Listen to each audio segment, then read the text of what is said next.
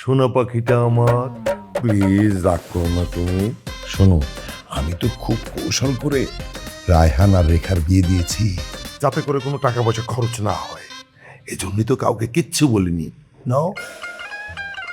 হুম, সবই বুঝলাম, কিন্তু সত্যি কি তুমি আমাকে এত ভালোবাসো বাবু? এখন যদি তোমার মেয়ে চলে আসে তাহলে? আসলে আসুক, আমি তো তোমাকেই বিয়ে করব। আর ও যদি নিষেধ করে সেটা আমি শুনবো কেন? ওকে। বাহ চৌধুরী সাহেব, বাহ! আমাকে ফুসলিয়ে ফাসলে বিয়ে দিয়ে এখন তুমি অন্য মেয়ের সাথে এখানে বসে বসে ফুর্তি করছো? না না না মা, তুই আমার কথা তো শোন মা। একদম চুপ। তোমার মতো নোংরা মানুষের মুখে মা ডাক একদমই মানায় না। ছি বাবা, ছি।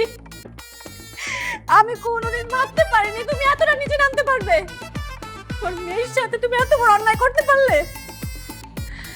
না না, তুমি আমার বাবা না। আমার বাবা এত চরিত্রহীন হতেই পারে না। আমি আর তোমার সাথে থাকবো না। আমি যাবো রায়নের কাছে। সে হয়তো আমাদের কাছ থেকে অনেক গরিব, কিন্তু তোমার মতন চরিত্রহীন না।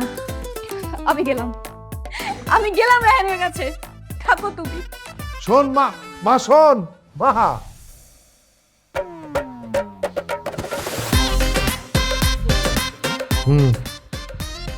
যাও, তুই ডেস্কে যাও।